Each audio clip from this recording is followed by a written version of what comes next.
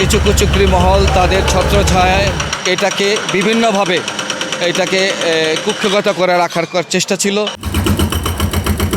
রাজধানী উন্নয়ন কর্তৃপক্ষ ইতিপূর্বে এখানে উচ্ছেদ বা মোবাইল কোর্ট পরিচালনা করে অবৈধ স্থাপনা অপসারণ করেছে, বাট সম্পূর্ণ অপসারণ হয় নাই। এইটা আজকে আমরা অপসারণ করতে আসছি। আর এর বাইরে পুকুরের আশেপাশে যে ময়লা বা ধরেন ডেব্রিজ বা বালু আছে এগুলো অপসারণ করা হবে। এটা আসলে ডিআইটি গ্যান্ডারিয়া প্রজেক্টের রাজুকের নিজস্ব পুকুর এই প্রজেক্টের। এটা আসলে জনস্বার্থে এটা পরবর্তীতে যাতে ব্যবহার করতে পারে এবং চারপাশে ওয়াকওয়ে বা অন্যান্য যে ব্যবস্থা এটা রাজুকের ইঞ্জিনিয়ারিং শাখা থেকে পরবর্তীতে গ্রহণ করা হবে। আমরা শতভাগ আশাবাদী, কারণ আমাদের সাথে মাননীয় মন্ত্রী মহোদয় যিনি গৃহায়ন ও গণপূর্ত অধিদপ্তরের মন্ত্রী জনাব জাকেরিয়া তাহের সুমন সাহেবের সাথে আমরা সাক্ষাৎ করেছি। আমাদের এলাকাবাসী সবাই গিয়েছিলেন, সেখানে আমাদের সাথে তাদের কথা হয়েছে এবং এই সম্পত্তি তিনি মাননীয় প্রধানমন্ত্রী তারেক জিয়ার সাথেও কথা বলেছেন। এই পুকুর নিয়ে গ্যান্ডারিয়া ডিআইটি প্লট পুকুরটা নিয়ে কথা বলেছেন এবং এই পুকুরের সৌন্দর্য বর্ধনের জন্য সে ঘোষণা দিয়েছেন যে এই পুকুরটা চারিদিকে ওয়াকওয়ে হবে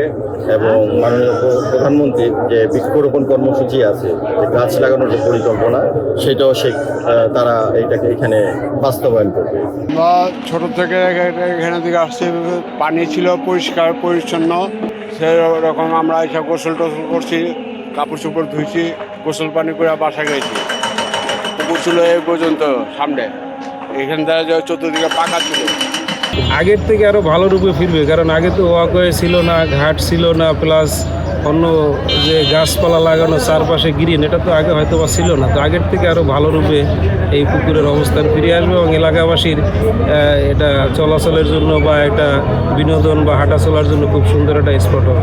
17 বছরের ভিতরে অনেকবার অভিযান চলছে, অনেক রকম চেষ্টা করা হয়েছে এটাকে দৃশ্যমান করার জন্য, যেটা আপনাদের সহযোগিতায় এই প্রিন্ট মিডিয়া, ইলেকট্রনিক মিডিয়া আপনারা এটাকে বারে বারে তুলে ধরাতে এটা কোনো রকমভাবে ওই 17 বছরে আপনাদেরকে দেখানোর জন্য, সাধারণ মানুষদেরকে দেখানোর জন্য একটা কি বলে একটা কিছু দেখানো হতো আর কি, যে না আমরা করছি, আমরা হচ্ছে। এবার আল্লাহর রহমতে আমরা আশা করি যে আমাদের যে নির্বাচনী এলাকার যিনি এমপি ছিলেন তানভীর আহমেদ রবিন, ওনার অঙ্গীকার ছিলেন যে এই জায়গাটাকে পরিষ্কার পরিচ্ছন্ন করে এটাকে কিভাবে এই এলাকাবাসীর জন্য উপযুক্ত করে দেওয়া, সেটা আলহামদুলিল্লাহ আমরা পাচ্ছি। এবং আমরা এটা মনে করতেছি যে রাজুক এইটাকে পরিচ্ছন্ন করে পরিষ্কার করে এটাকে এই এলাকার জনসাধারণের জন্য ওয়াকওয়ে নির্মাণ করে দেওয়ার একটা ব্যবস্থা করে দেওয়া, এটা হলো আমাদের এলাকাবাসীর দাবি। জলবদ্ধতার পানিগুলো, বৃষ্টির পানিগুলো ওই সময়ের যে পানিগুলো ধারণ করার ক্ষমতার মতো পুরান ঢাকার ভিতরে অনেকগুলি পুকুরই আছে, এগুলো যদি একটু গভীরতা বাড়িয়ে দেওয়া হয় তাহলে পানিগুলো ওই সময় বৃষ্টির পানিগুলো এই পুকুরগুলো ধারণ করার, এই পুকুরগুলো গর্ভটাকে বড় করে দেওয়ার, এটা আমাদের সরকারের কাছে চাওয়া।